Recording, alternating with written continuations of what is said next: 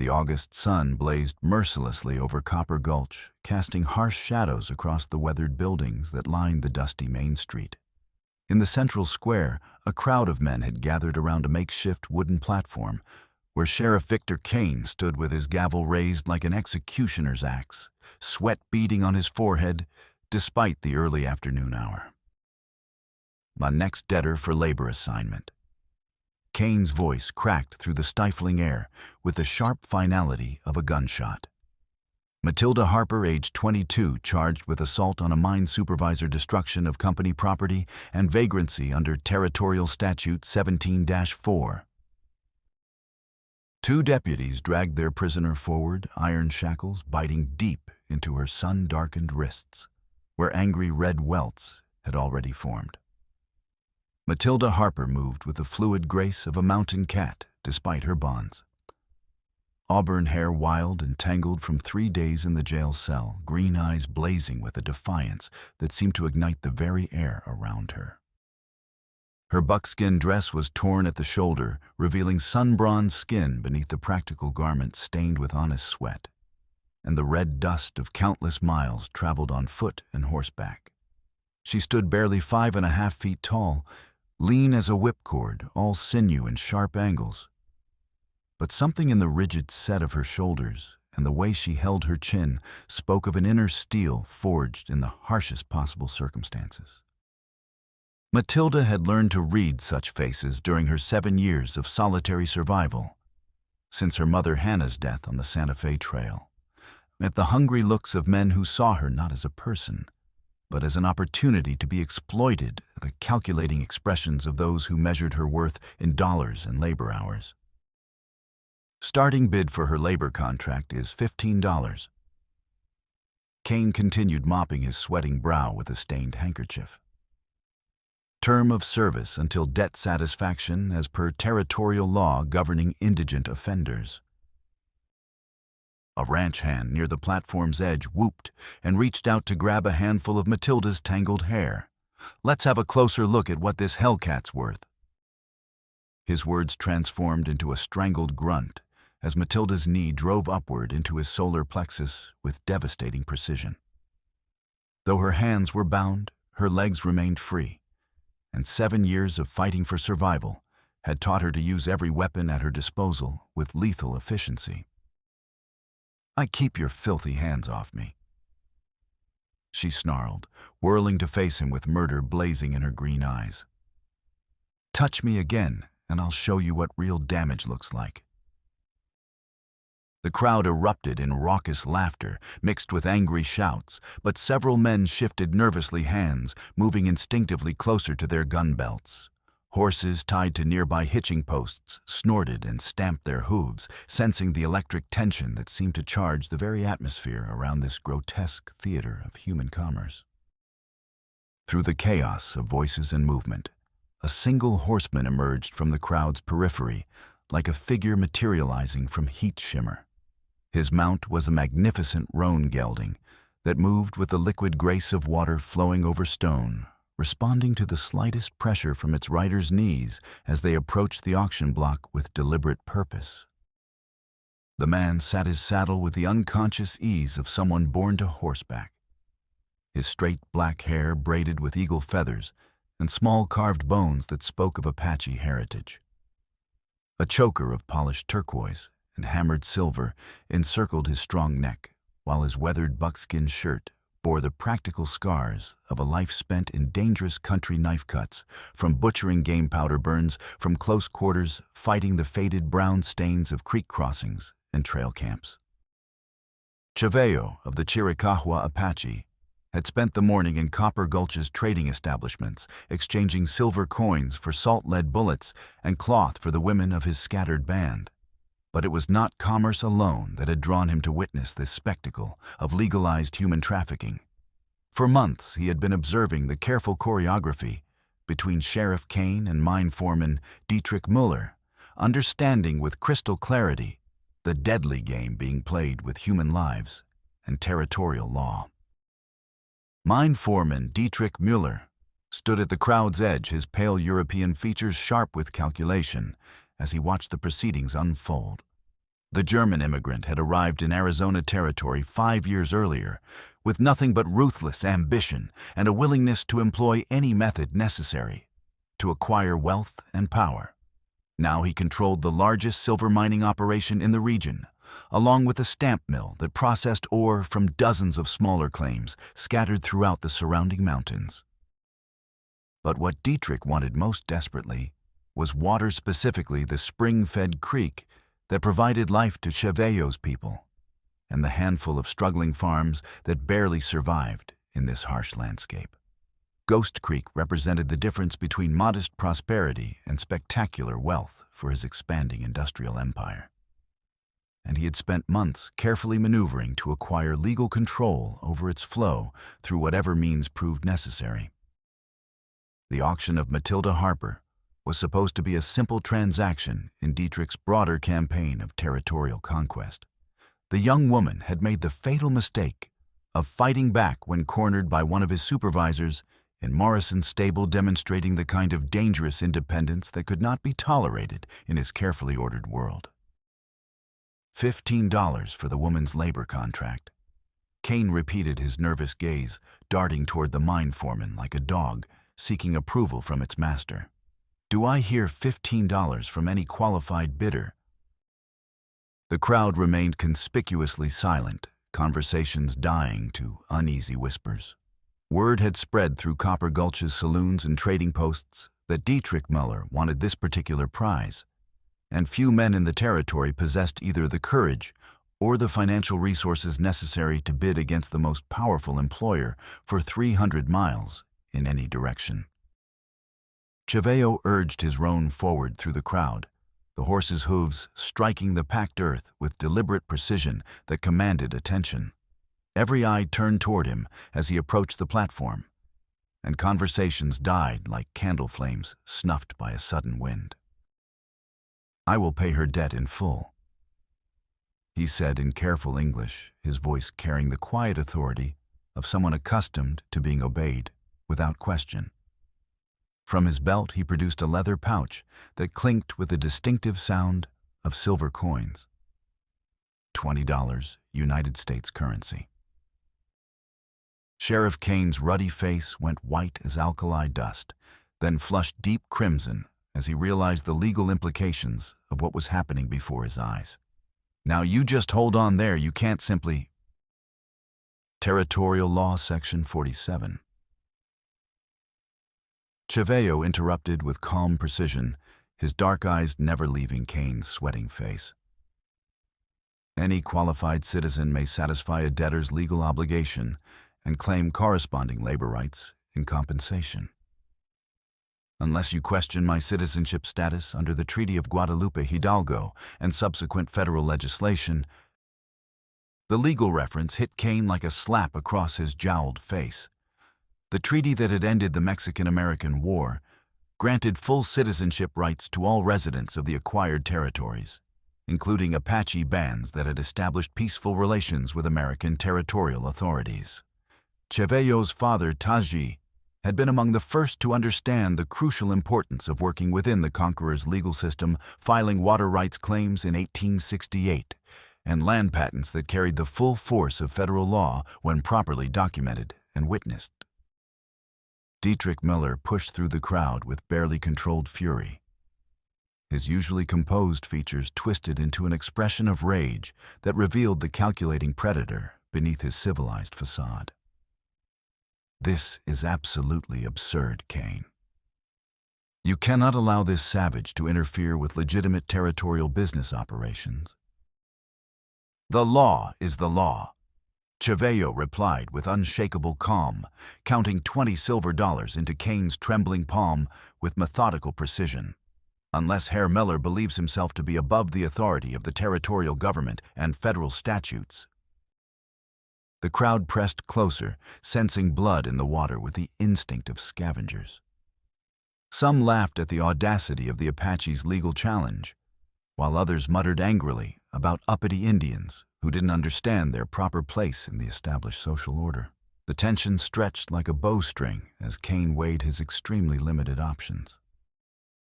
The gavel fell with the finality of a coffin nail being driven home, sold to Chevello of the Chiricahua Apache Band. Labor contract transferring immediately under territorial statute.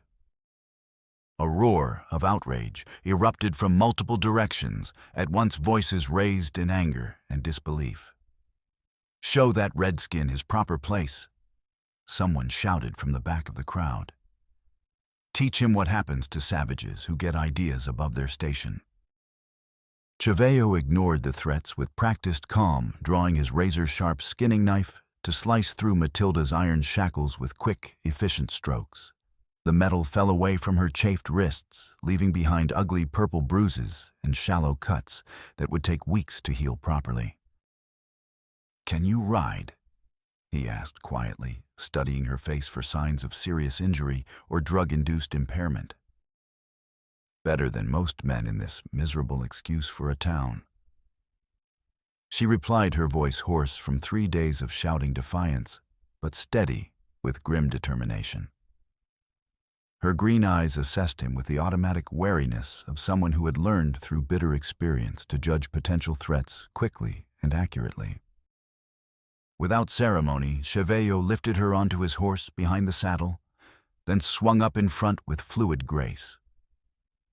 Despite the old pain that flared along his right ribs, a bullet wound from a cavalry patrol 2 winters past that still troubled him during times of stress. The roan responded instantly to the pressure of his heels wheeling toward the edge of town as Kane and Dietrich began shouting contradictory orders. "Stop that Apache!" Dietrich roared, his carefully constructed plans crumbling. "He's stealing a white woman in broad daylight."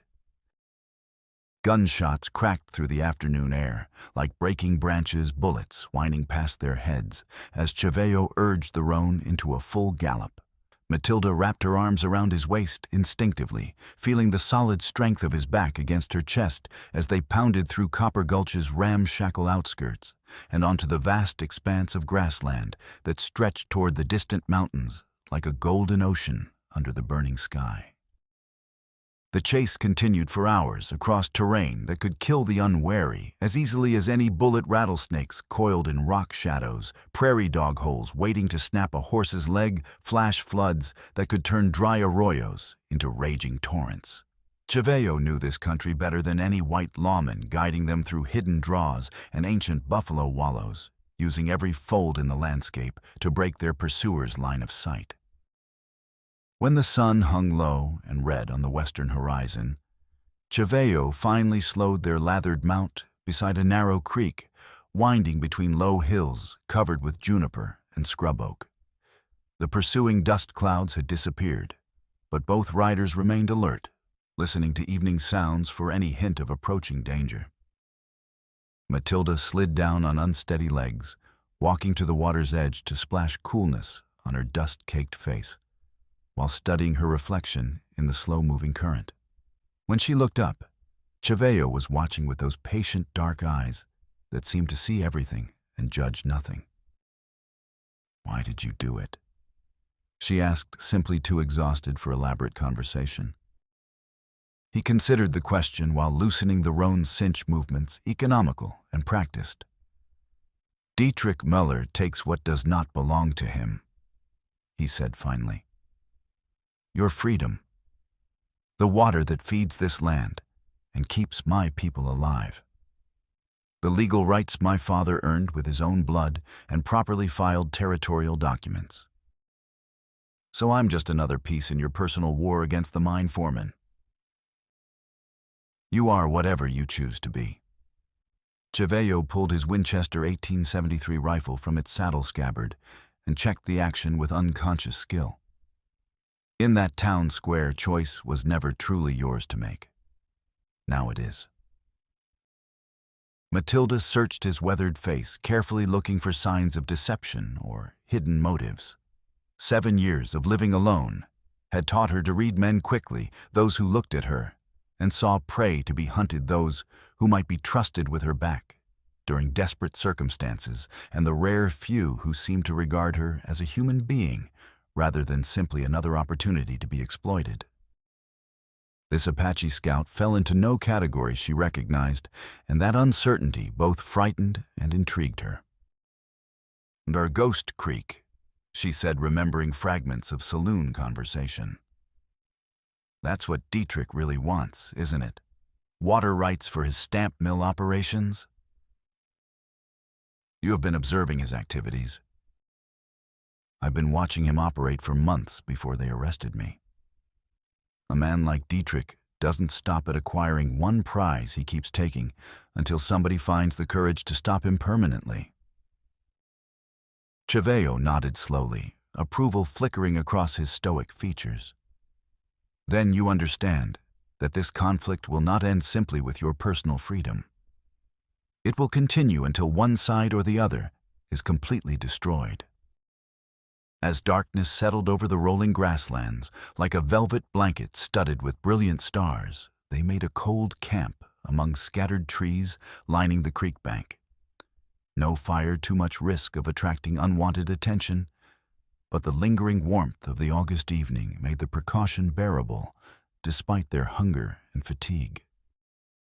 They shared strips of jerked venison and water from Cheveo's leather canteen, eating in comfortable silence, while night birds called from surrounding darkness. The intimacy of shared danger created a strange bond between two people who had been complete strangers only hours earlier. "Do you have family people who depend on you?" Matilda asked quietly during their first watch rotation. "Some," Cheveo replied after a long pause. "At the hidden camp near Ghost Creek's headwaters. My Aunt Winona leads the Women's Council with wisdom earned through decades of survival. Others trust me to protect what we have managed to build in this harsh place." "What about you family members who might be worried?" "All dead or scattered to the four winds like autumn leaves."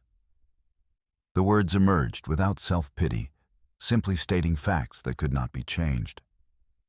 "My mother Hannah died of fever on the Santa Fe Trail when I was 15 years old. Been on my own ever since, moving from one temporary situation to another, always looking over my shoulder for the next threat. Surviving by your wits and determination.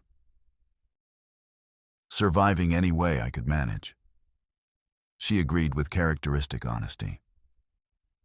"Until Copper Gulch anyway. Should have known better than to fight back against one of Dietrich's supervisors in his own territory." When dawn painted the eastern sky in brilliant shades of rose and gold, they continued their journey deeper into increasingly wild and broken country. Deep arroyos, carved by centuries of flash floods, created natural fortifications, while rocky outcroppings provided excellent vantage points for observing potential threats. This was clearly Apache country land that had sheltered Cheveo's people for generations, while armies fought for control of more accessible territories. As they crested a low ridge dotted with gnarled juniper trees, Matilda caught her first glimpse of the hidden valley containing Ghost Creek. The stream wound through the depression like a silver ribbon, its banks lined with mature trees, whose green foliage created startling contrast to the brown and gold tones of surrounding wilderness. The water ran clear and steady, fed by natural springs that bubbled up from deep underground aquifers, creating a genuine oasis in the vast expanse of semi-arid rangeland. But it was not the natural beauty that caught her attention. It was the evidence of human habitation so carefully integrated with the environment that she had to look twice to distinguish artificial structures from natural formations. Wickiups constructed of bent saplings and woven brush were scattered among the trees like organic growths, their surfaces so perfectly camouflaged that only movement revealed their presence. Thin streams of smoke rose from cooking fires, kept deliberately small and nearly smokeless, while women moved quietly between shelters in colorful skirts that provided the only bright notes in an otherwise earth-toned palette.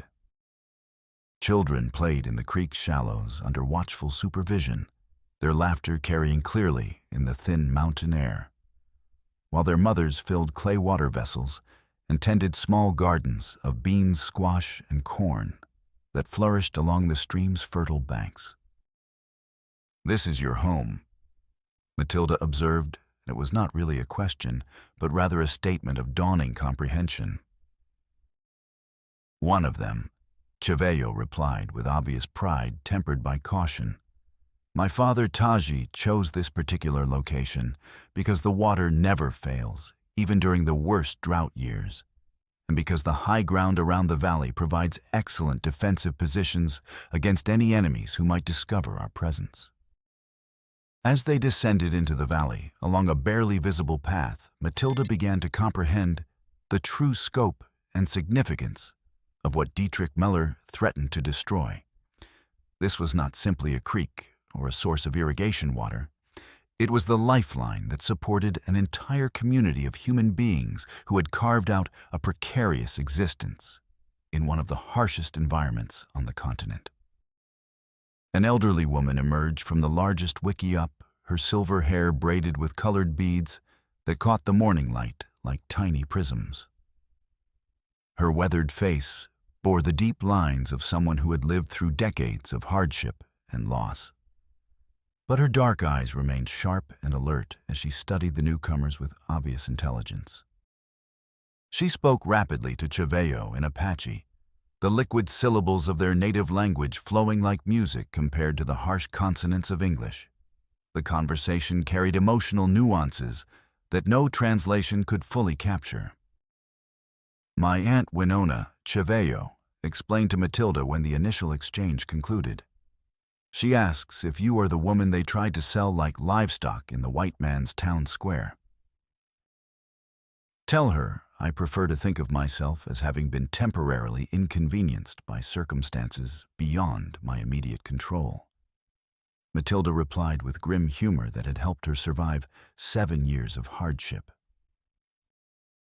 When Cheveyo translated her response, the old woman's weathered face cracked into what might have been a smile, the first genuine expression of warmth Matilda had received from anyone in longer than she cared to remember. Winona gestured toward a shaded area near her dwelling and spoke again. "She says you look half-starved and completely filthy from your ordeal." Cheveyo translated with something that might have been amusement. "She will provide food and clean clothing. Then we will sit together and discuss why you are here and what you intend to do about your situation." The meal that followed was simple, but more nourishing than anything Matilda had eaten in weeks. Venison stew seasoned with wild herbs, corn cakes cooked on flat stones, and water so clean and sweet it seemed to wash away accumulated fatigue and despair.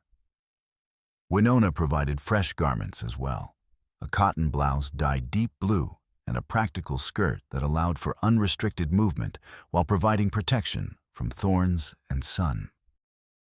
As the women of the camp went about their daily routines with quiet efficiency, Matilda found herself naturally included in their activities without any formal invitation. She was handed a stone scraper and shown how to prepare mescal root for drying, taught basic grass weaving for basket construction, and asked to help mind smaller children while their mothers worked at more demanding tasks. The easy acceptance surprised her more than she had expected. For 7 years, she had been an outsider everywhere she went, tolerated at best and actively persecuted at worst, always aware that her welcome was temporary and dependent on her usefulness to others. Here, among people she had just met and whose language she could not speak, she felt something approaching genuine belonging for the first time since her mother's death. It was during this peaceful interlude that 3 horsemen appeared on the ridge overlooking the hidden valley, their silhouettes sharp against the cloudless sky as they surveyed the camp below with obvious professional interest and hostile intent. Even at considerable distance, their military bearing and purposeful observation identified them as scouts gathering intelligence rather than casual travelers. The Dietrich's men. Cheveyo confirmed grimly after examining them through a small telescope, his jaw tightening with controlled anger. "They know exactly where we are now. It will not be long before they return with sufficient force to cause serious problems." "How much time do we have?" Matilda asked, already knowing the answer would not be encouraging. not long enough to prepare adequate defenses or arrange safe evacuation for the women and children. He replied with characteristic honesty. But first, there are other people you must meet, allies, who share our interest in stopping Dietrich's expansion before it destroys everything decent in this territory. As afternoon shadows began lengthening across the valley floor, riders started arriving at the hidden camp as if summoned by invisible signals. Dr. Robert Caldwell appeared first, his black medical bag secured behind his saddle and his pale hair plastered with sweat from a hard ride across a rough country.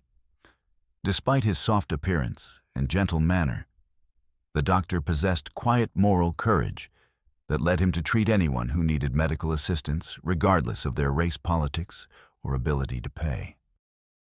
However, as Dr. Caldwell spoke about territorial affairs, Matilda noticed something odd in his manner. A slight hesitation when pronouncing Dietrich's name, a brief flicker of what might have been personal pain across his features, and the way his hands trembled almost imperceptibly when discussing the German immigrant's background. There was clearly more to the doctor's interest in Dietrich Müller than simple medical ethics. Behind him rode Abigail Pierce, the stern schoolteacher, whose reputation for absolute fairness and sharp intelligence had earned her trust and respect throughout the region. Her angular features and steel-gray hair gave her the appearance of a frontier spinster, but her keen eyes missed nothing of importance, and her quick mind had already identified disturbing patterns in Dietrich's activities. "Al Crivello," Dr. Caldwell called out as he dismounted stiffly, immediately assessing everyone present for signs of injury or illness. "We received your message about the Harper woman's rescue. Has she suffered serious physical harm during her captivity?" "About bruised pride and damaged wrists, but nothing that won't heal with proper care," Matilda answered for herself, studying the physician with automatic wariness of anyone offering help without obvious personal benefit. "Though I certainly appreciate your professional concern, Doctor." Abigail Pierce examined her with the measuring gaze of an experienced educator. "You are the young woman they arrested for fighting back when Dietrich's foreman tried to corner you in Morrison's stable, aren't you?" Seemed like the only appropriate response under the circumstances. Matilda replied. "Man puts his hands on me without invitation, he's going to get hurt." Indeed, it was the correct response. Abigail agreed firmly.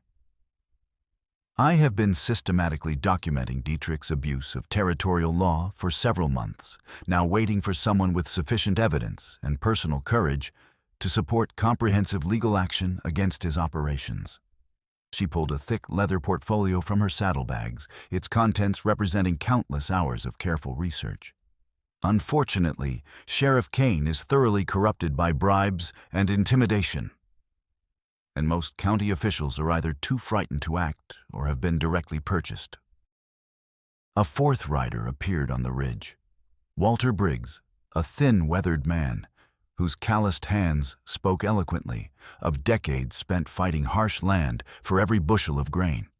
His small farm lay several miles downstream from Ghost Creek, and his carefully tended alfalfa fields depended entirely on the steady flow of irrigation water that Dietrich's stamp mill expansion would divert for industrial purposes. "They have begun major construction at the dam site," Walter reported without preamble as he dismounted wearily. "At least 30 men working around the clock with professional engineering supervision. If they complete the project according to surveyed plans, Ghost Creek will be reduced to a seasonal trickle by early autumn. Completely illegal construction undertaken without proper permits or environmental impact assessment," Abigail added with precision. "I have researched the legal situation comprehensively. Chiveo's father, Taji, filed entirely legitimate water rights claims with the territorial government in 1868, properly witnessed and recorded. Dietrich Müller has absolutely no legal standing to divert that water for private commercial use. Legal standing has never been a significant constraint on Dietrich's business activities." Dr. Caldwell observed dryly, his normally gentle demeanor replaced by obvious frustration. The man has been operating completely outside the law since he first arrived in Arizona territory, using systematic intimidation and selective violence to eliminate anyone who challenges his expanding empire.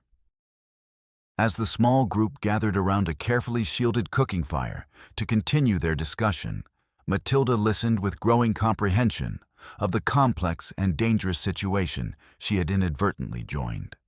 This was not simply a dispute over water rights. It was a carefully orchestrated campaign by Dietrich to consolidate absolute control over every significant resource and population center in the entire region.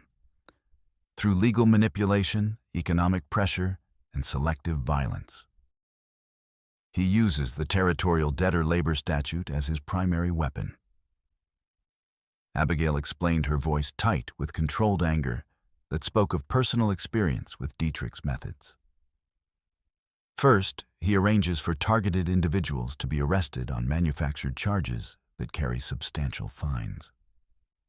Then, when the victims cannot pay the imposed penalties, he steps forward to claim their labor contracts in satisfaction of the debt. Once he controls their work, he effectively controls their entire lives. How many other people has he acquired through this systematic abuse of legal process? Matilda asked quietly, though she suspected the answer would be deeply disturbing. At least 15 cases that we can document with certainty, probably twice that number, if we include situations where people simply disappeared rather than submit to arrest and prosecution. Dr. Caldwell replied grimly. The victims are primarily young women without family protection, but the system also targets men whose property Dietrich wants to acquire or whose specialized skills he finds useful. Those who resist too effectively or who know too much about his criminal activities tend to vanish entirely without leaving any trace behind.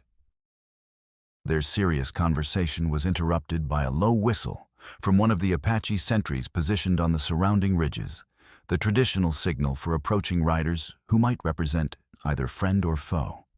Chaveo rose smoothly to his feet, his hand moving instinctively toward his rifle as 5 mounted men emerged from the gathering dusk like harbingers of violence.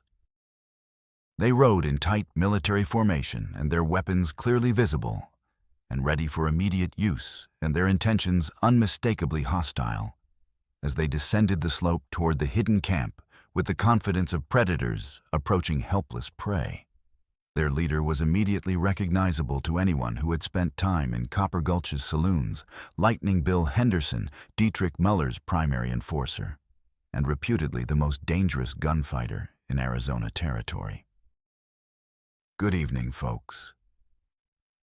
Lightning Bill called out with casual arrogance, his pale eyes scanning the camp with professional assessment, while his right hand rested on his holstered Colt revolver.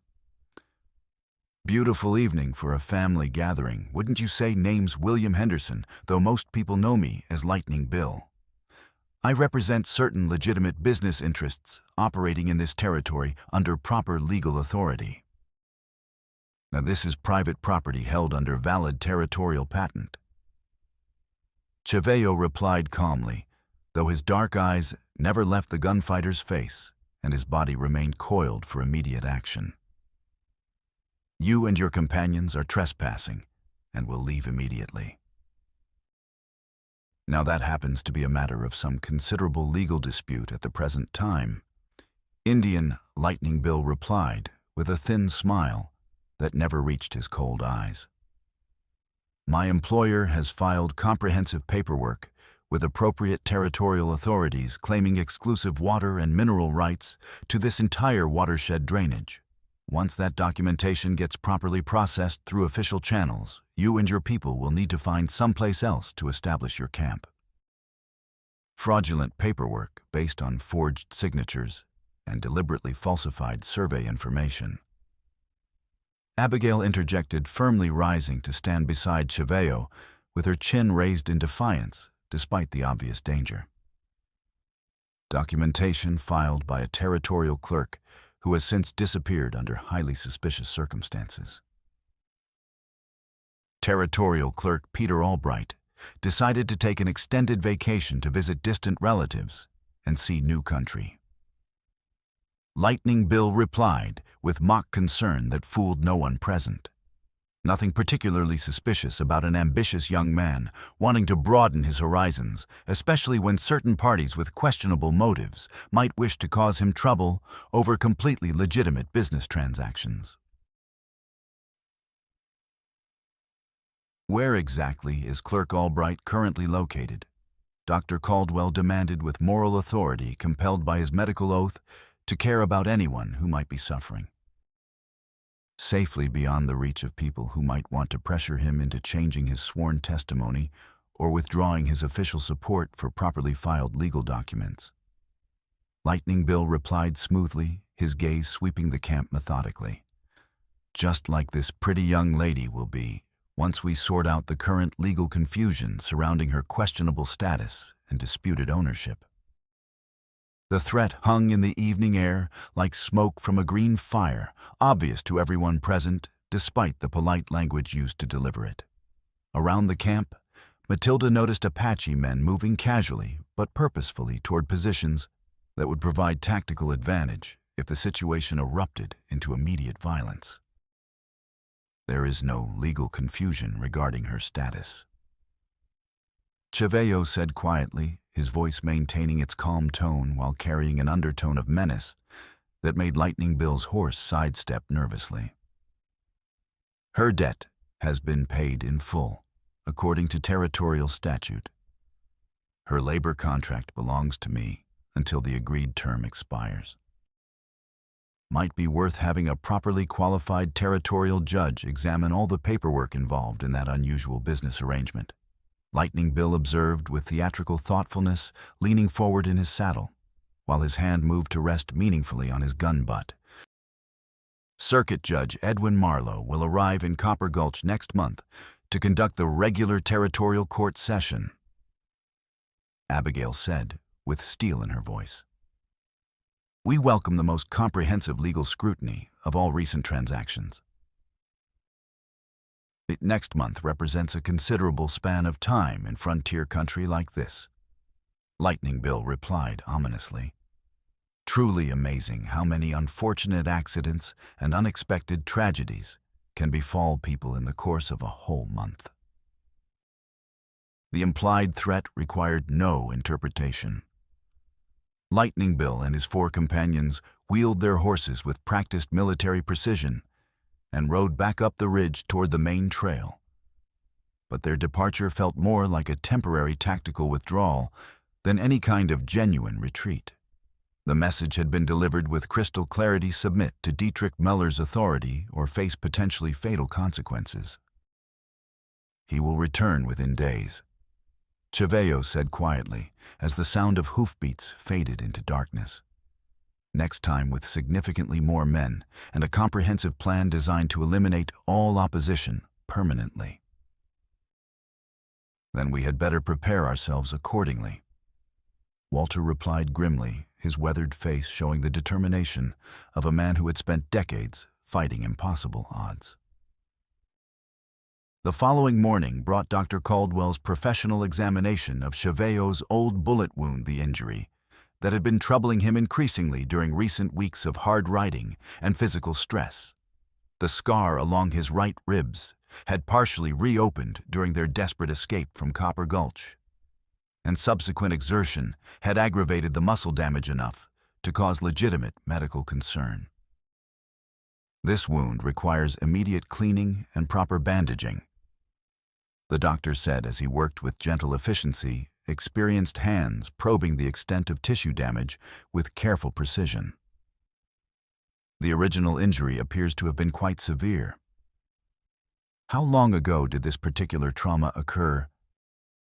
2 winters passed. Chevello replied through gritted teeth. Cavalry patrol near the Mexican border during a supply run to trade with reservation families. You are extraordinarily fortunate to have survived such extensive damage, the physician observed with professional interest. The bullet appears to have passed within inches of your lung cavity, and secondary infection should have killed you within days. As Dr. Caldwell applied a poultice prepared by Winona using traditional Apache medicinal herbs, then bound the injury securely with clean cotton strips, Matilda observed the medical procedure with keen professional interest. She asked intelligent questions about treatment techniques and offered practical suggestions based on her own extensive experience with frontier injuries. Her mother, Hannah, had taught her fundamental wound care during their years following freight wagon trains across the Santa Fe Trail, knowledge that had proved invaluable during her subsequent 7 years of solitary struggle to survive. The ability to treat injuries using improvised materials had literally saved her life on multiple occasions. You possess excellent medical instincts and considerable natural ability, Dr. Caldwell observed with genuine admiration as she helped organize his supplies with efficient competence. Have you ever considered pursuing formal medical training? With proper education and certification, you could provide invaluable service to frontier communities that desperately need qualified practitioners. Rather difficult to obtain formal education when you spend most of your time trying to stay alive. She replied with characteristic pragmatism. But I learn whatever I can whenever opportunities present themselves. As Dr. Caldwell prepared to return to Copper Gulch to maintain his medical practice and continue gathering intelligence about Dietrich's activities, Abigail Pierce approached Matilda with an intriguing proposition that might serve multiple purposes simultaneously. I am organizing informal educational sessions for children from local families, both Apache youngsters and the sons and daughters of white farming families, the school teacher explained with obvious enthusiasm. The lessons provide excellent cover for adults to meet and share crucial information without attracting unwanted attention from Dietrich's expanding surveillance network. Would you be willing to help teach basic mathematics and reading skills? I can read and cipher adequately for most practical purposes. Matilda replied, cautiously flattered by the offer, but wary of committing to responsibilities she might not be able to fulfill. But why would you trust me with something so important to the community? Because you fought back with courage and determination when cornered by superior force, and because Cheveo risked considerable personal danger to prevent you from falling into Dietrich Muller's hands. Abigail replied with conviction. Those actions represent sufficient recommendations for my purposes. The teaching sessions began that same afternoon in a grove of ancient oak trees strategically located halfway between Ghost Creek and Walter Briggs's struggling farm. A dozen children ranging in age from 6 to 15 gathered in the dappled shade, their faces bright with curiosity despite the serious circumstances that had brought their families together in common cause. Matilda discovered an unexpected aptitude for instruction and genuine enjoyment in educational work. She found creative ways to present mathematical concepts in practical terms that made immediate sense to children whose daily lives revolved around tangible problems rather than abstract academic theories. Calculating seed requirements for specific acreage, determining proper preservation quantities for winter meat supplies, figuring accurate water flow rates for irrigation systems, these represented essential survival skills rather than mere academic exercises. You possess remarkable natural teaching ability, Abigail observed with obvious approval during one of the brief breaks between lessons watching as Matilda helped a young Apache boy work through a particularly challenging division problem with patience and encouragement. The children respond to your methods with enthusiasm and genuine comprehension. I simply try to show them what I wish someone had taken the time to teach me when I was their age. Matilda replied, honestly surprised by how much satisfaction she derived from seeing understanding dawn in young faces. How to figure things out for themselves instead of depending entirely on others for answers. It was during the third day of instruction that serious trouble found them again, with the suddenness and violence that characterized life on the territorial frontier. A group of mounted men appeared on the eastern horizon, riding hard toward the teaching grove, with obvious hostile intent and weapons clearly visible in their hands. Chaveyo, who had been carefully scouting the surrounding area for signs of Dietrich's surveillance activities, whistled a sharp warning that immediately sent the children scattering toward predetermined hiding places among the rocks and trees, with practiced efficiency of young people who had learned that survival often depended on the ability to disappear quickly. Everyone down and stay absolutely quiet, Matilda commanded in a low but authoritative voice, pushing smaller children behind the protection of a massive fallen oak, while her hand found the Colt Lightning revolver that Chaveyo had given her for personal protection. The familiar weight of the weapon provided cold comfort as the riders approached with violence written clearly across their weathered faces. These men were not Lightning Bill's disciplined professionals, but rather a different and potentially more dangerous type of threat. Drifters, opportunists, and petty criminals attracted to the territory by rumors of easy money and unprotected women.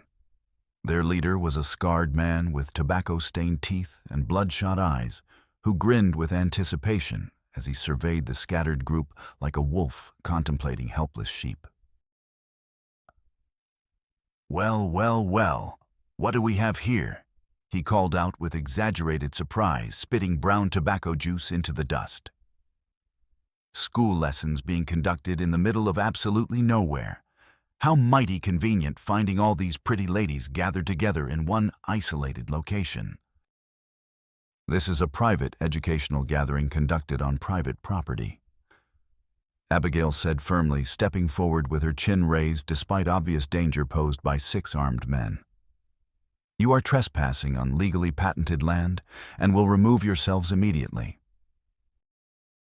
Land belongs to whoever has the strength and determination to hold it. Schoolmarm," the scarred leader replied with a laugh that held no humor whatsoever. "And right at this particular moment in time that appears to be us rather than you."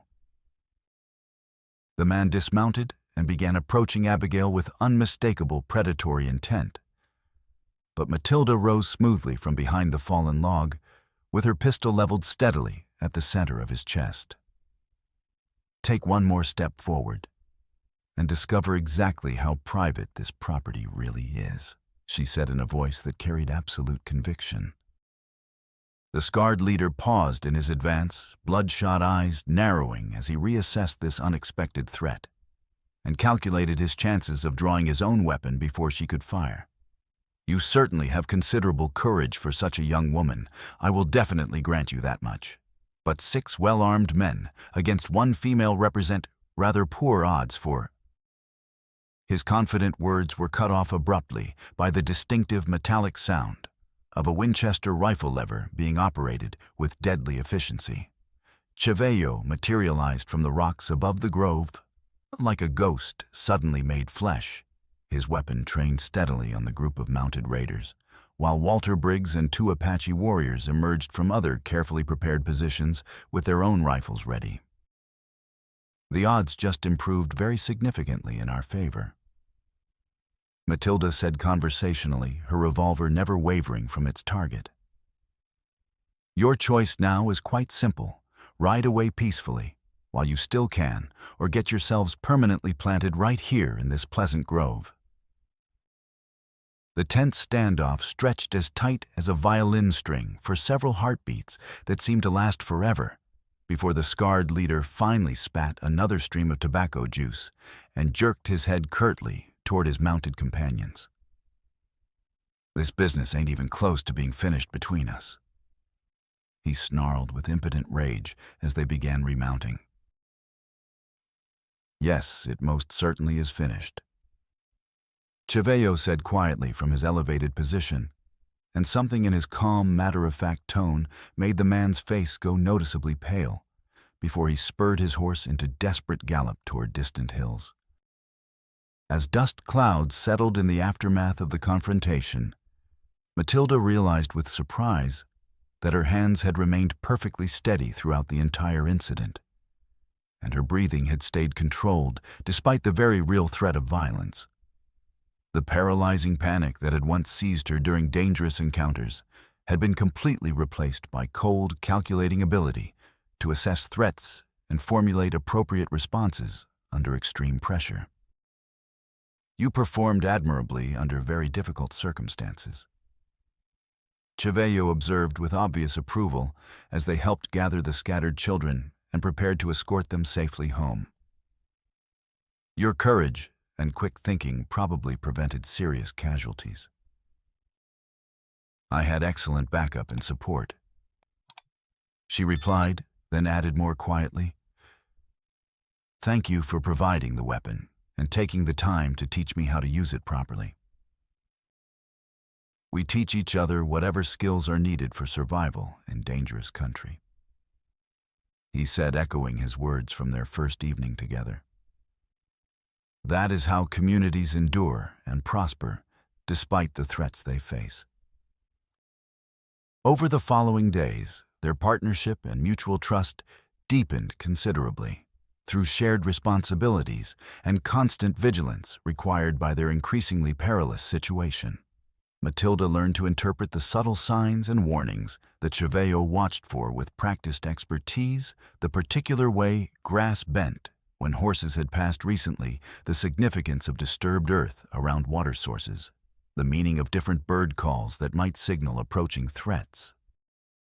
In return, she shared her own hard-earned survival skills accumulated through 7 years of solitary struggle techniques for stretching limited food supplies during lean periods, methods for treating serious injuries using improvised materials and natural remedies, and most importantly, the crucial art of appearing harmless while remaining constantly ready to fight with lethal efficiency when circumstances absolutely demanded it. When Walter Briggs's irrigation system was systematically sabotaged for the 4th time in 3 weeks, they organized community reconstruction efforts that brought together people who might normally have had little contact.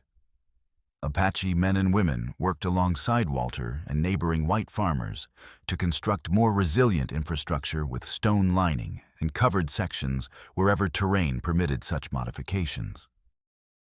During this collaborative labor, 3 of Dietrich Mueller's men rode up to conduct what they described as an official inspection of the construction project.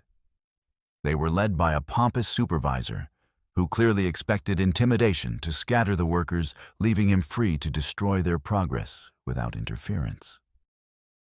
This extensive water diversion system requires proper approval from county engineering authorities. The man announced with exaggerated official authority, dismounting with theatrical flourishes designed to emphasize his presumed importance. You people cannot simply dig irrigation channels wherever you please without following established procedures. Our water rights are properly documented and legally filed. Walter replied with patient weariness. The same legal documentation that has been valid for 8 consecutive years.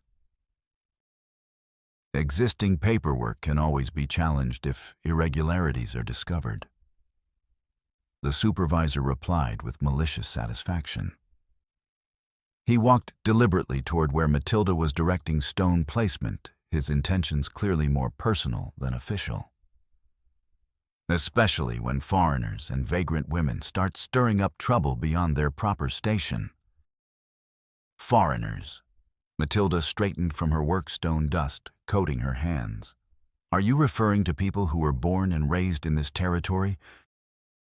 I am referring to troublemakers who consistently refuse to recognize their proper place in the established social order. The man replied with casual arrogance that made Matilda's blood boil. The deliberate insult hung in the still air like metallic scent preceding lightning strikes. Around the construction site, all conversation died as everyone focused on the brewing confrontation that promised to explode into violence. The supervisor took another step closer, his hand moving toward his holstered weapon, in what he probably considered a subtle threat. Matilda's response was immediate, decisive, and devastatingly effective. Her shovel swung upward in a perfect arc, connecting with the man's wrist precisely as his fingers touched his gun butt. The sharp crack of breaking bone was audible across the entire work area, followed by his scream of pain and surprise.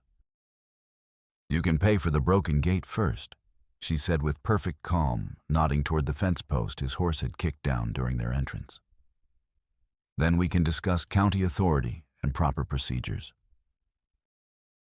The two remaining men helped their injured companion back onto his horse.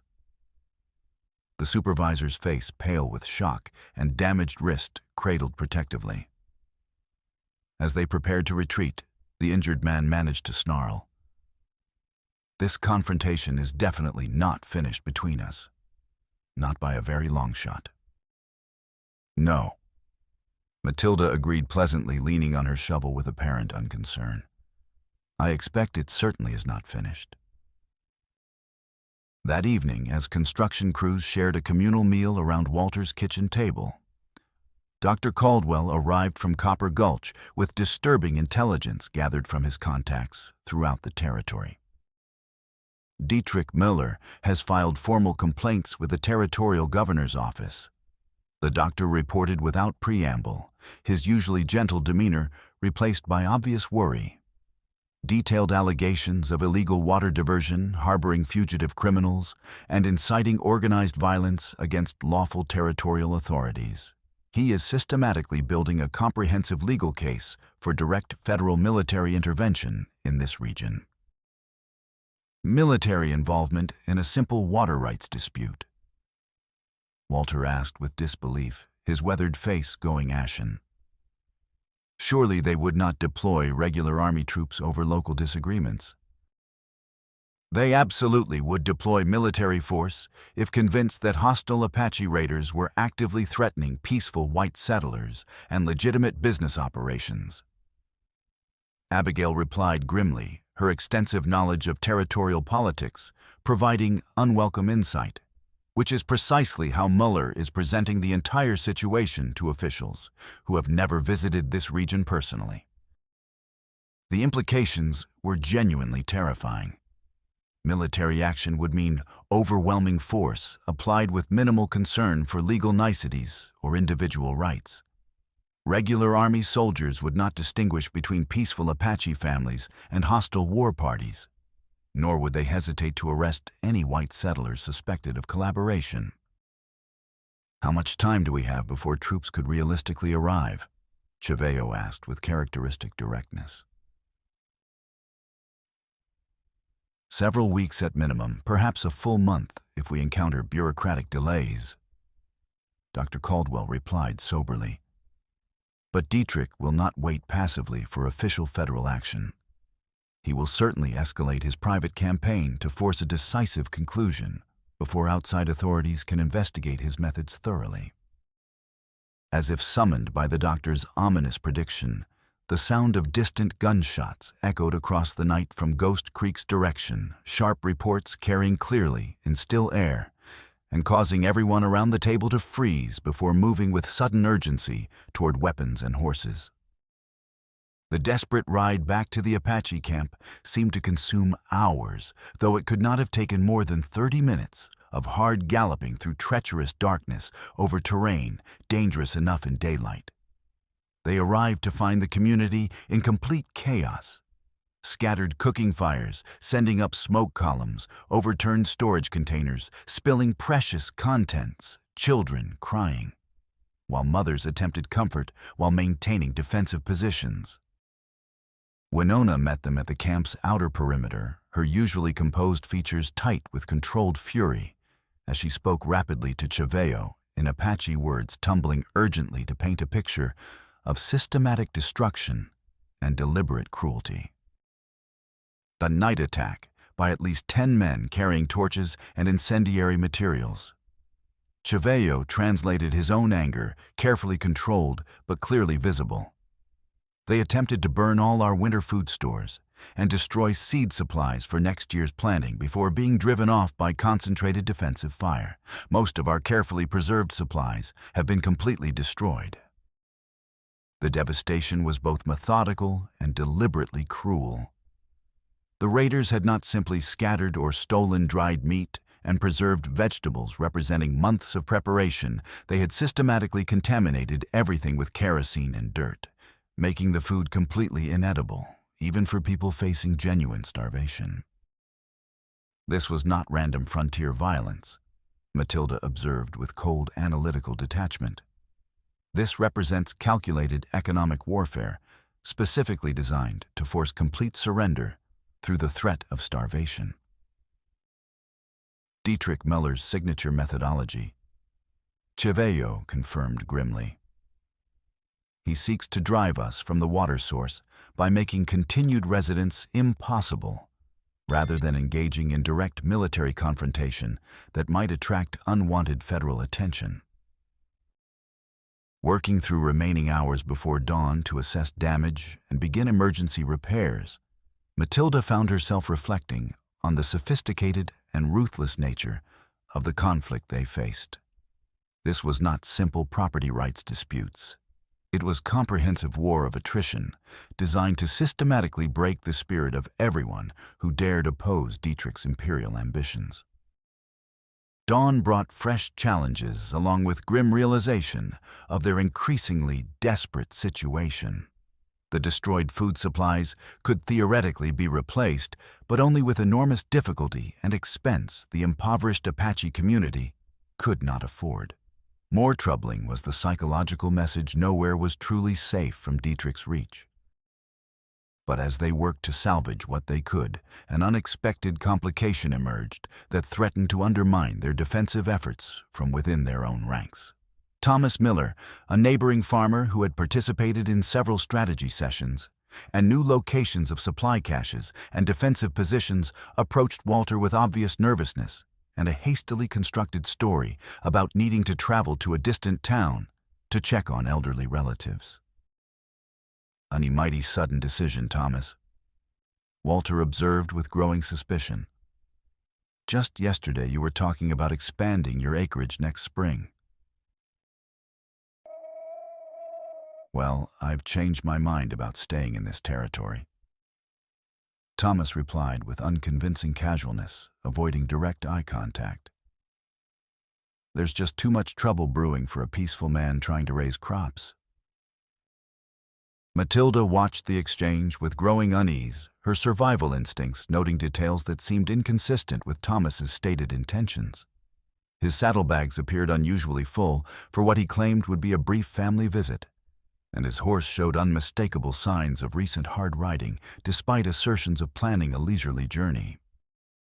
Most suspicious, he kept glancing nervously toward the ridge where Dietrich's scouts had been observed, and his hands trembled slightly when he thought no one was watching, classic signs of a man under extreme stress attempting to conceal guilty knowledge. "Something is definitely wrong with that man's story," she said quietly to Cheveyo as they watched Thomas ride away with unseemly haste. "People don't abandon established farms without compelling reasons." "Agreed completely," Cheveyo replied. "We must assume our defensive plans have been thoroughly compromised and adjust our strategy accordingly." Their assumption proved accurate within hours.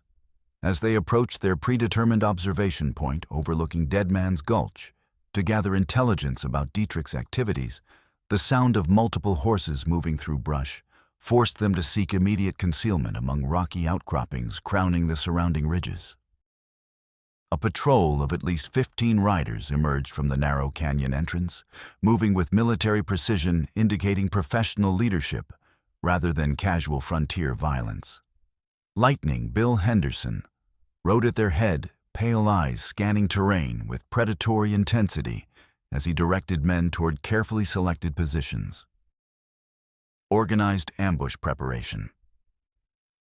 Cheveyo breathed, recognizing the tactical formation from extensive experience with both Apache war parties and United States cavalry units. "They know exactly where we intended to go and when we planned to be there." The betrayal stung more than Matilda had expected, though she should have anticipated that Dietrich's corrupting influence would eventually penetrate their small circle of trusted allies. Thomas Miller's farm had been struggling financially for months, making him vulnerable to bribes or threats that more prosperous neighbors might have resisted. But conversation fragments they overheard during tense concealment minutes painted an even more disturbing picture than simple betrayal. References to final solutions and permanent cleanup operations suggested Dietrich was preparing for a comprehensive campaign designed to eliminate all opposition rather than simply neutralizing immediate threats. Even more ominous was casual mention of the schoolmarm's legal documents and that Apache's water rights papers, indicating their enemy possessed detailed intelligence about Abigail's research activities and evidence she had been systematically collecting. When they reached Dead Man's Gulch for deeper reconnaissance, they witnessed Dietrich himself arriving with Eastern investors whose refined appearance and obvious wealth marked them as powerful financial interests from beyond territorial boundaries. Gentlemen. Dietrich's cultured voice carried clearly in thin mountain air, his German accent adding exotic flavor to confident presentation. What you observe here represents nothing less than the future of systematic territorial development. Efficient resource extraction using modern industrial methods, streamlined labor management systems, and most importantly, the systematic removal of outdated obstacles to genuine economic progress. One visiting investor, a pale man with soft hands and calculating eyes, suggesting extensive experience with profitable but questionable ventures, gestured toward the creek with obvious commercial interest. What about those legal complications you mentioned in your correspondence? Water rights disputes, native land claims, bureaucratic nuisances that can delay operations. All such complications are being resolved permanently and systematically as we speak. Dietrich replied with supreme confidence that sent chills down Matilda's spine. Within days, there will be no legal obstacles remaining to impede our expansion plans. But the investor's response revealed the true scope of threat. The Railroad Consortium's timeline remains absolutely firm and non-negotiable. The stranger was saying refined voice, carrying unmistakable menace despite cultured tones. The Pacific Railroad Company has invested enormous amounts of capital in this transcontinental expansion project, and we simply cannot afford delays caused by local complications or sentimental concerns about existing populations. Dietrich nodded eagerly. Every aspect of the operation is proceeding exactly according to revised schedule, Mr. Vandenberg. The Apache problem will be resolved permanently within the week, and remaining farming families are already abandoning their claims under carefully applied pressure.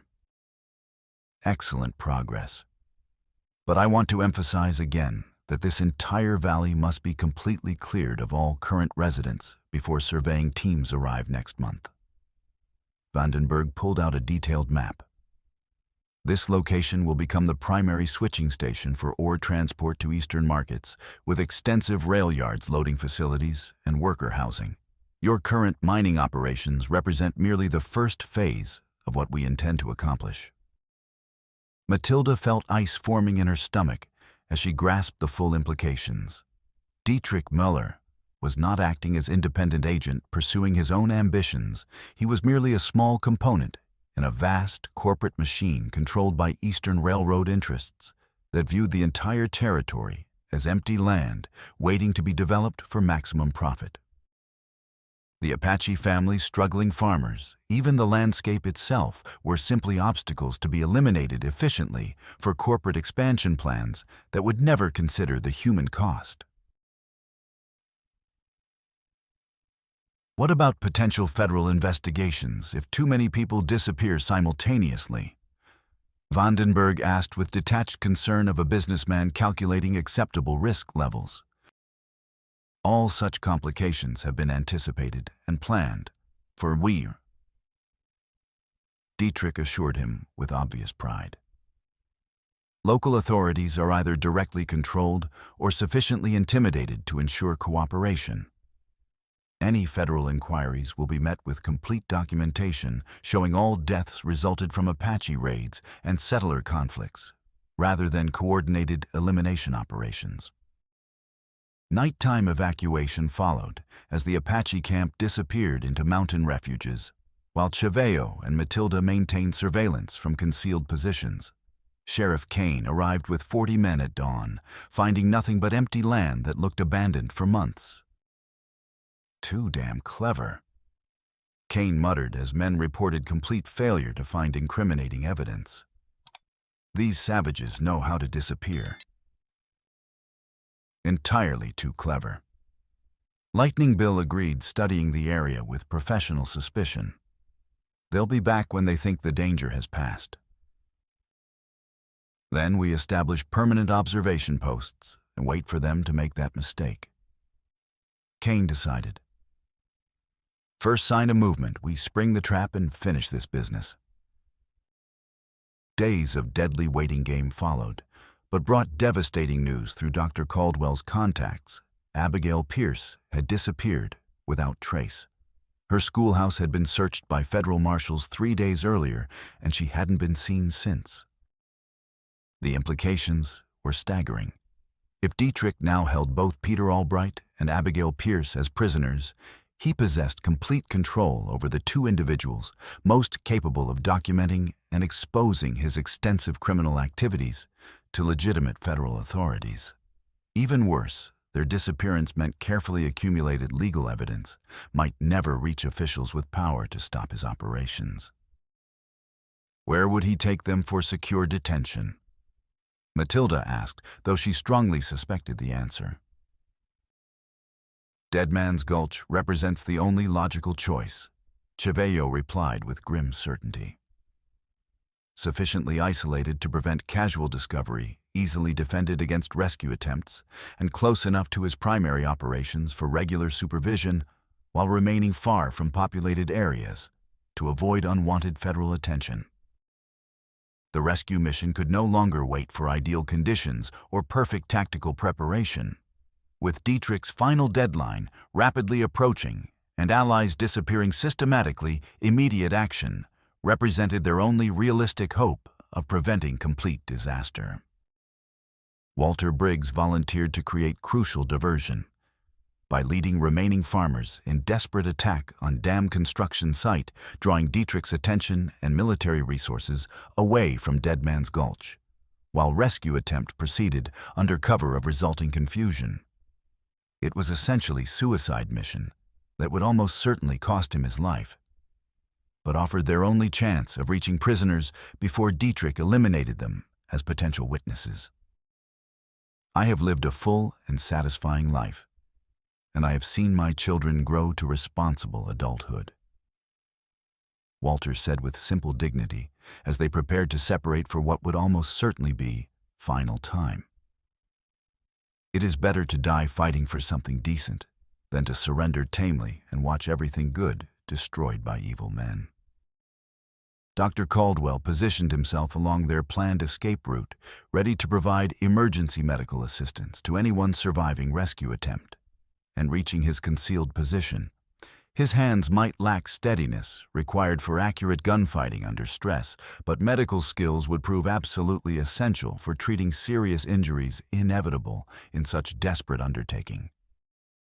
But as they finalized tactical preparations, Dr. Caldwell made an unexpected revelation that changed everything about their understanding of personal dynamics involved in their conflict with Dietrich Miller.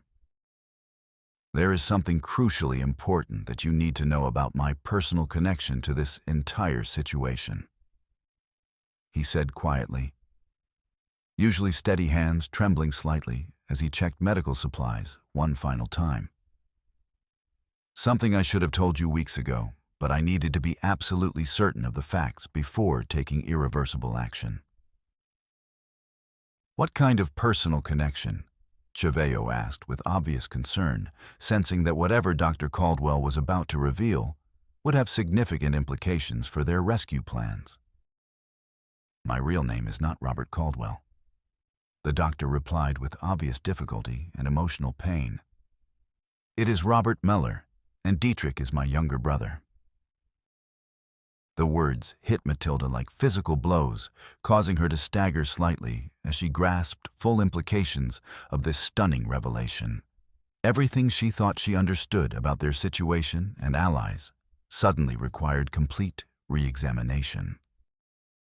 "I came to Arizona territory 5 years ago, following him after he fled Germany, under highly suspicious circumstances involving our family's extensive mining business and our father's sudden death." Dr. Caldwell continued, his voice heavy with grief that went far beyond simple disappointment. "Our father died in what Dietrich claimed was a tragic mining accident.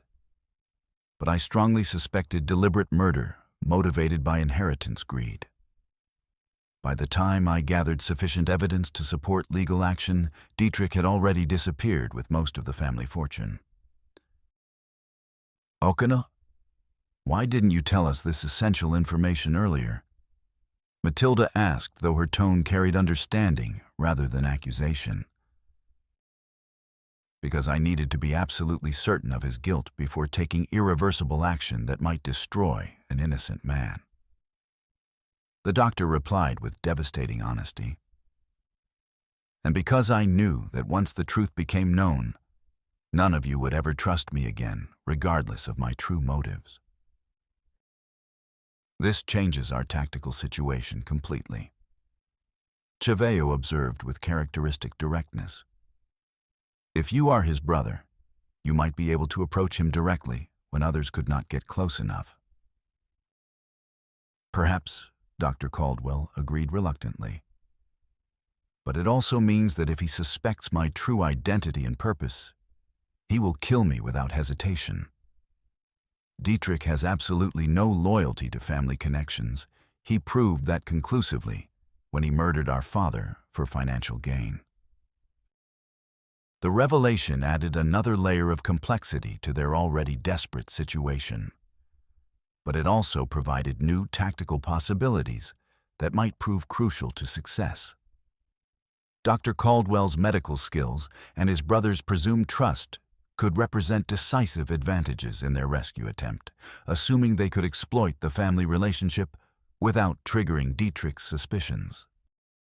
As they approached Dead Man's Gulch, under cover of absolute darkness, moving along carefully scouted routes that would avoid Dietrich's security patrols, Matilda found herself reflecting on how dramatically their understanding of the conflict had evolved since that sweltering afternoon when Chaveo had purchased her freedom in Copper Gulch's town square.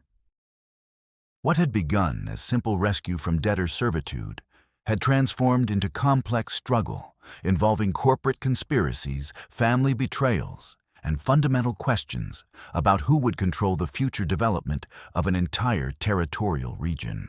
The stakes had grown far beyond personal survival to encompass the fate of entire communities and ways of life that might disappear forever if Dietrich and his railroad consortium succeeded in their ruthless expansion plans.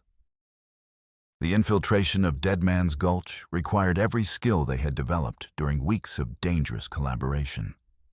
The abandoned mine workings provided excellent concealment for approach, but the tunnels were also treacherous, with unstable ceiling supports, flooded sections that had to be navigated carefully, and constant risk of cave-ins that could trap them permanently in the underground maze. Matilda worked her way through narrow side passages, squeezing through openings barely wide enough for her slender frame, while following treacherous routes toward the main compound. The air grew increasingly foul and difficult to breathe as she penetrated deeper into abandoned workings, thick with acrid smell of old explosives and metallic taste of mineral-laden water seeping constantly through rock walls. She finally emerged through concealed opening behind the main building, exactly where Chaveo's careful study of original mine plans had predicted she would find surface access.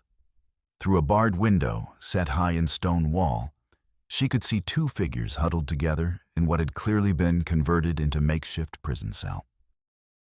Abigail Pierce sat with her back against rough stone wall, usually neat appearance disheveled and clothing torn, but expressions still reflecting defiant intelligence and moral courage that had made her such a valuable ally. Beside her, a thin man with nervous eyes and ink-stained fingers marking him as professional clerk could only be Peter Albright, the missing territorial official whose testimony represented their best hope for exposing Dietrich's conspiracy. Before she could attempt establishing communication with prisoners, distant sound of intensive gunfire erupted from dam construction site direction. Walter Briggs's diversionary attack had begun with devastating effectiveness, and entire compound immediately exploded into frantic activity as Dietrich's men responded to unexpected threat to their crucial industrial operations. What in the name of all that's holy is happening out there? Lightning Bill Henderson's voice carried clearly from main building as he emerged with several heavily armed subordinates, usual calm competence replaced by obvious concern. A major coordinated attack on dam construction site, someone reported breathlessly after running from compound's communication center. Looks like those farmers finally found some backbone and decided to fight back with organized resistance. Take half our available men and reinforce construction crews immediately. Lightning Bill ordered with professional efficiency. Use whatever force is necessary to eliminate the threat, but make sure the dam project is not seriously damaged. The rest of you remain here and maintain absolute security over our valuable prisoners. This could easily be an elaborate diversionary tactic. Matilda pressed herself flat against stone wall as armed men rushed past her concealed position. Their attention focused entirely on distant battle that Walter was fighting with desperate courage against overwhelming odds. When immediate commotion subsided, she counted only 5 guards remaining in compound, significantly better odds than they had dared hope for. The attack had also provided perfect cover for Cheveo's approach from main compound entrance, and Dr. Caldwell's movement toward administrative buildings where crucial evidence might be stored. She caught glimpses of both men moving between structures like shadows made flesh working systematically toward their respective objectives, while remaining guards focused on external threats rather than internal security. But their careful coordination was suddenly disrupted by an unexpected complication that threatened to expose their entire operation. Dr. Caldwell appeared in compound's main courtyard, abandoning all pretense of stealth, as he called out with surprising boldness and obvious emotional distress. "Dietrich, I know you are here somewhere. We need to have a final conversation about Father's death and the inheritance documents you have been searching for." The effect was immediate and dramatically revealing. Dietrich Müller himself emerged from largest building, his face displaying complex mixture of shock rage and something that might have been fear as he recognized the brother he had thought dead for years. "Robert," he said in heavily accented English, usual composure, completely shattered by unexpected confrontation with his past. "I was told you had died during the influenza epidemic in Denver. The reports were very specific about your death and burial. Sorry to disappoint your hopes and complicate your future plans, little brother," Dr. Caldwell replied with bitter irony, carrying decades of accumulated resentment and suppressed anger. "But we have unfinished family business to resolve before you continue with your territorial expansion activities. You always were excessively persistent and morally righteous for your own good, dear brother." Dietrich replied with growing confidence as he recovered from initial surprise. Father often commented on that particular character flaw, especially during the weeks before he suffered his most unfortunate and tragic mining accident. "You mean during the weeks before you deliberately pushed him into that abandoned mine shaft and claimed the inheritance that legally belonged to both of us?" Dr. Caldwell said with quiet accusation that carried absolute moral certainty.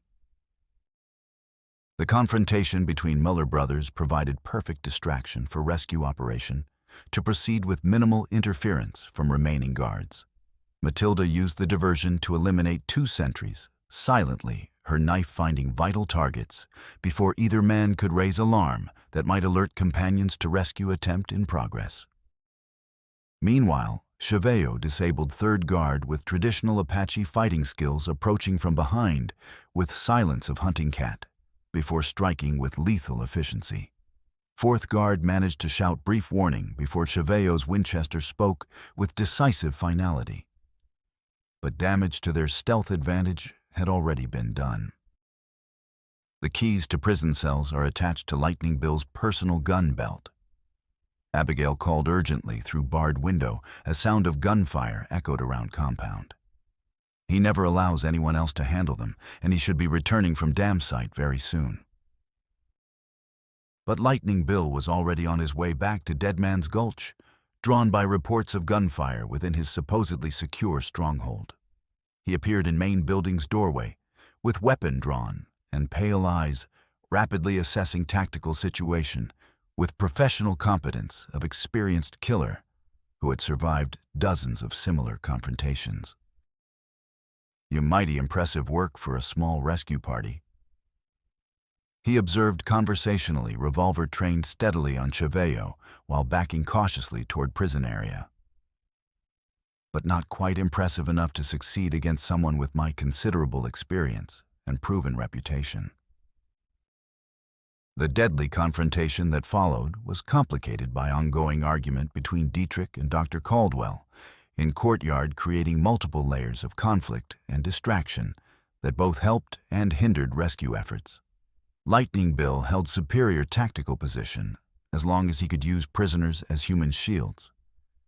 But he also faced challenge of controlling multiple opponents in confined space, where any momentary lapse in attention could prove fatal.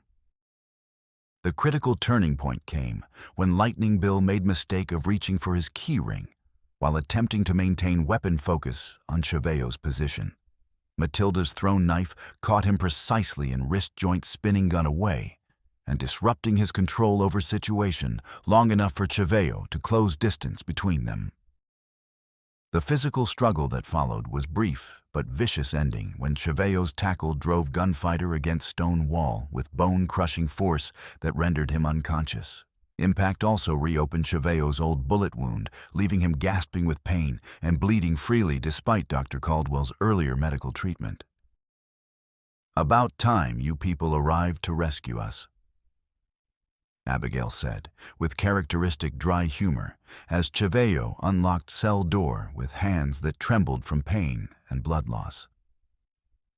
"Though I certainly appreciate dramatic timing and professional execution of your rescue operation." Peter Albright was in considerably worse physical and mental condition, hands shaking uncontrollably from whatever drugs Dietrich had been using to maintain his compliant cooperation with document forgery and false testimony. "They forced me to sign falsified legal papers," he said in voice barely audible above continuing gunfire from outside. "They threatened to murder my sister and her young children if I refused to cooperate fully with all their demands. We understand completely the coercion and threats involved," Matilda said, gently helping him to his feet while quickly assessing his ability to travel under dangerous conditions. "That is exactly why we came here tonight, to ensure that you have the opportunity to tell the truth about what really happened and expose Dietrich's criminal conspiracy." But their escape from Dead Man's Gulch was far from assured, because confrontation between Dietrich and Dr. Caldwell in courtyard had escalated into direct violence, threatening everyone's safety. The mine foreman had drawn his weapon and was advancing on his brother with obvious lethal intent, while Dr. Caldwell backed away with medical bag in one hand and pistol in other. "You always were weak and sentimental, Robert." Dietrich snarled with vicious satisfaction, clearly enjoying his brother's obvious fear and desperation. "Father understood your fundamental weakness, and I understand it as well. That is why you could never succeed at anything requiring real strength of character." Strength of character. Dr. Caldwell laughed bitterly, though his weapon remained trained steadily on his brother's chest. You call murdering your own father for inheritance, money, strength of character. You call terrorizing innocent families and destroying entire communities strength. You are not strong. Dietrich, you are simply a coward who hides behind hired killers and corporate lawyers. And you are about to become a dead idealist whose moral principles could not save him from practical realities. Dietrich replied with cold finality, finger beginning to tighten on trigger. The shot that rang out across compound came not from Dietrich's gun, but from Matilda's Colt Lightning revolver, her bullet catching mine foreman in shoulder and spinning him around while sending pistol flying across stone courtyard. Impact dropped him to his knees, blood seeping between fingers he pressed against wounded shoulder. This ends right here and right now. She commanded, emerging from prison building with weapon trained steadily on Dietrich, while Chevallo and freed prisoners moved to support Dr. Caldwell's position. No more threats, no more violence, and no more innocent people hurt by your greed. But Dietrich, wounded and desperate, still possessed one final card to play in his campaign of terror and destruction. With his uninjured arm, he pulled small detonator device from inside his coat, triggering mechanism for explosive charges that had been placed throughout compound's mineshaft system during previous weeks. You think you have achieved some kind of victory here? He gasped through gritted teeth, blood loss making his face pale but eyes still blazing with fanatic determination.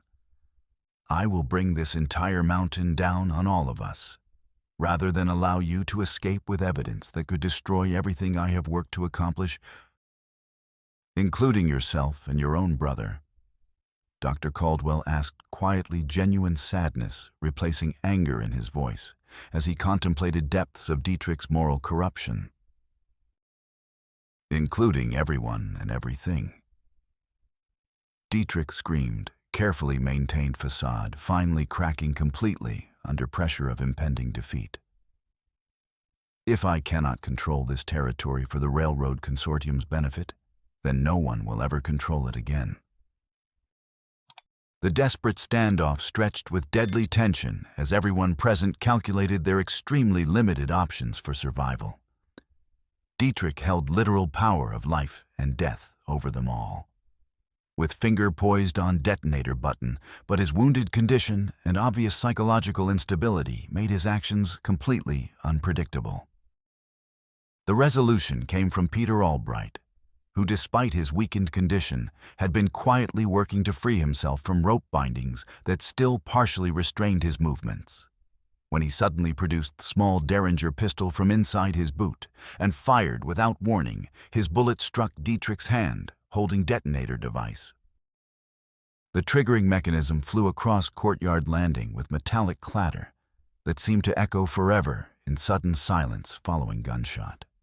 Dietrich stared at his mangled hand with complete disbelief and then looked at his brother, whose medical bag was already open as he approached to treat wounds that would save his sibling's life despite decades of betrayal and violence. It is finally finished, Dietrich, Dr. Caldwell said with quiet dignity and professional compassion.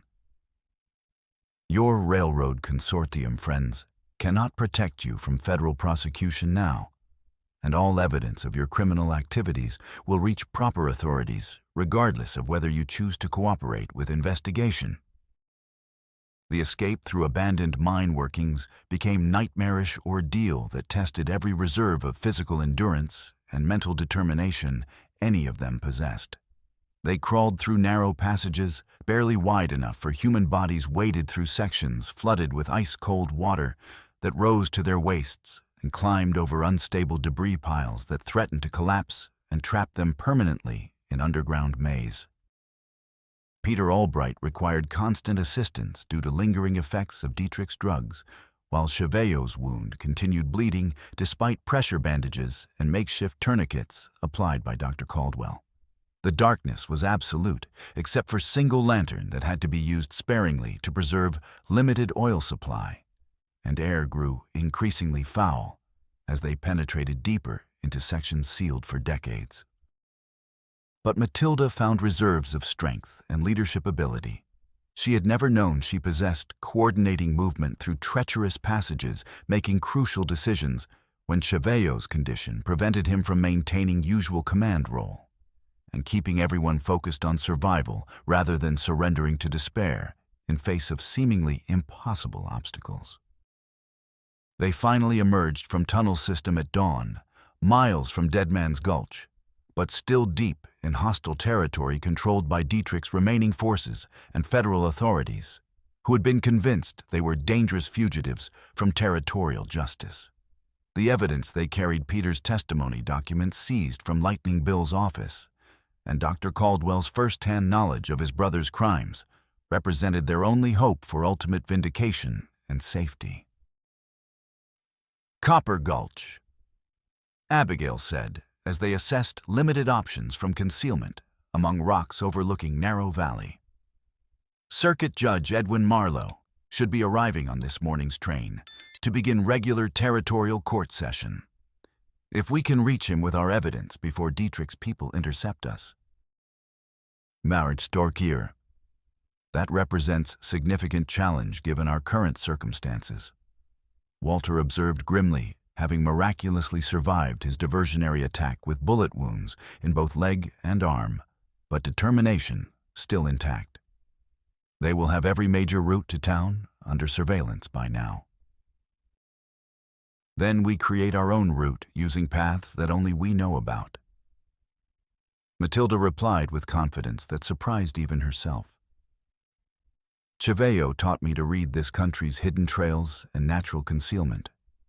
It is time to put that knowledge to practical use. The final approach to Copper Gulch required every survival skill they had learned through weeks of dangerous collaboration.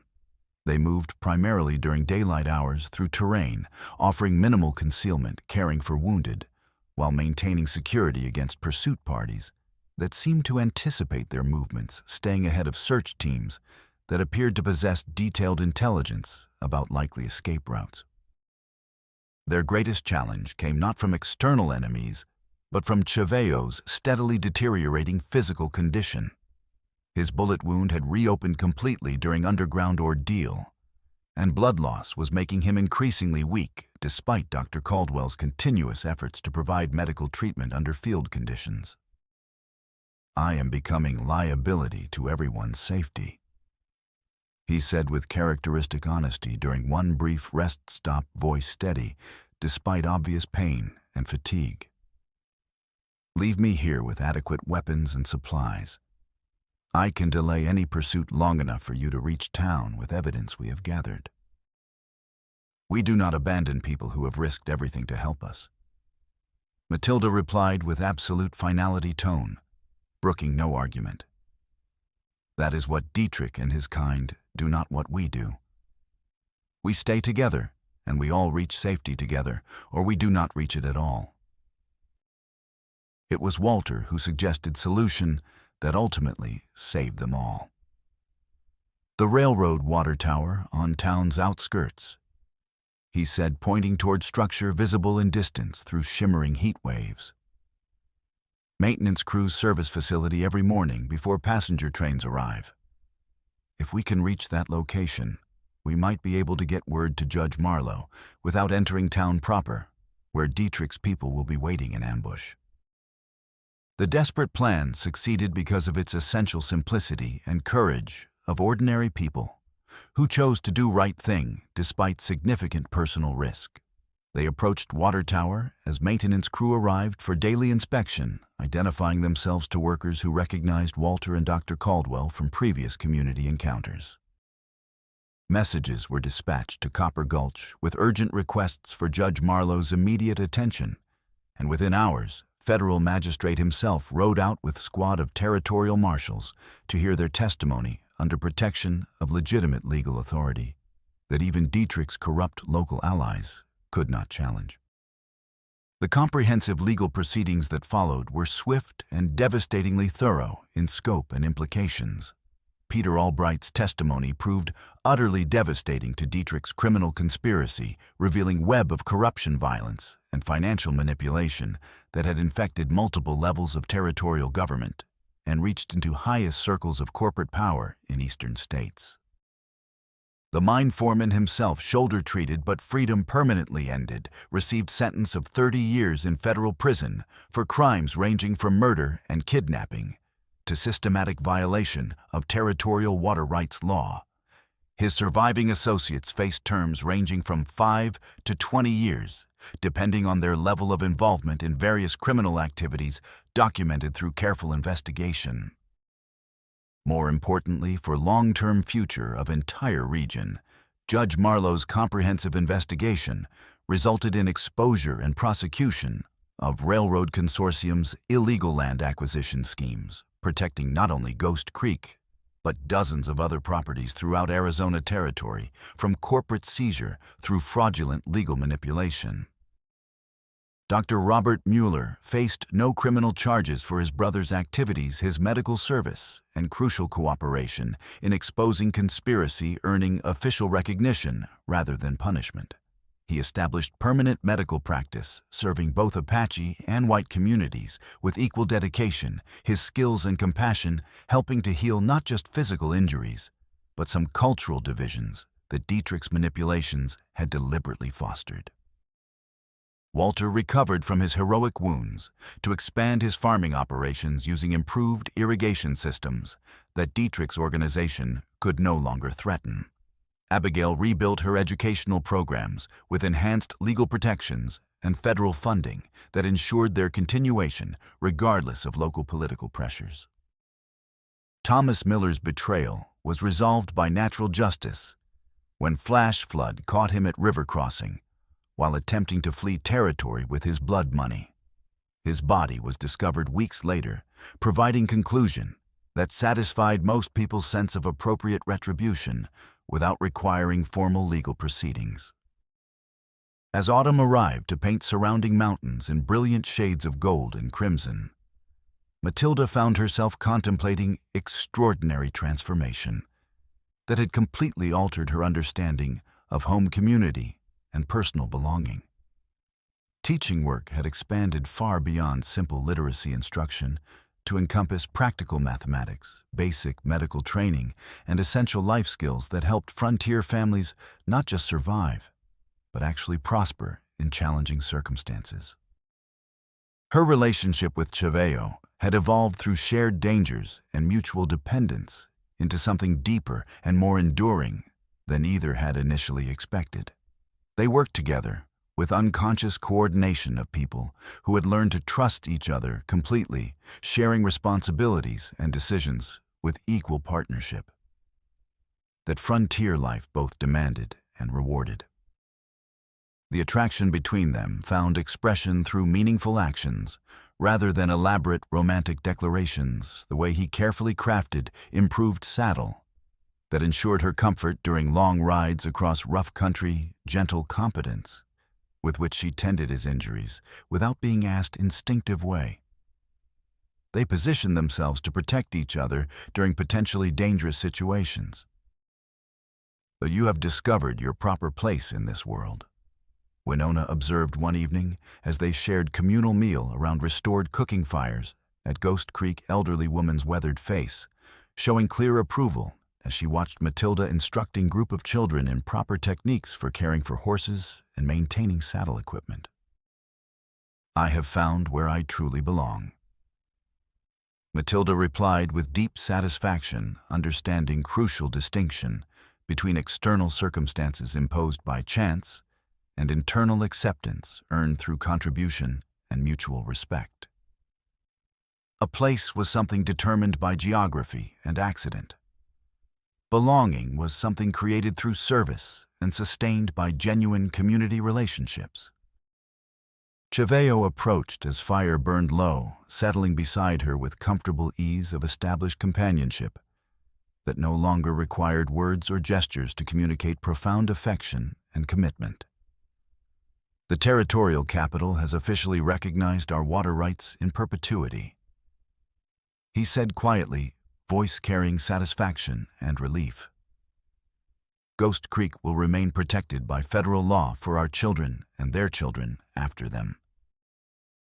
"What happens now?" she asked, though she already knew. The answer would involve years of patient work and careful building. "Now we create something permanent and valuable," he replied with characteristic directness and practical wisdom. "Water distribution systems that cannot be sabotaged by corrupt officials or corporate interests.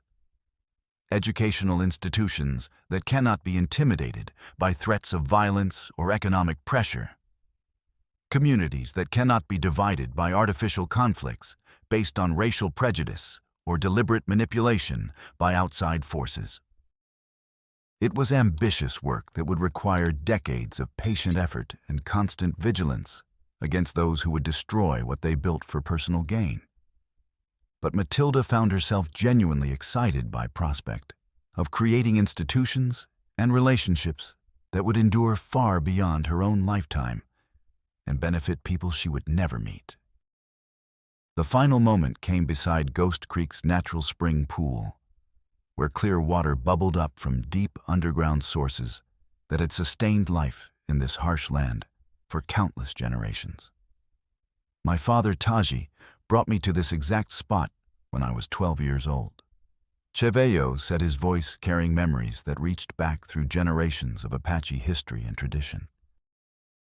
He told me that water represents the most precious gift the earth provides to human beings, not just because it sustains physical life, but because it connects all living things in an endless cycle of renewal and hope that transcends individual existence and continues beyond any single lifetime.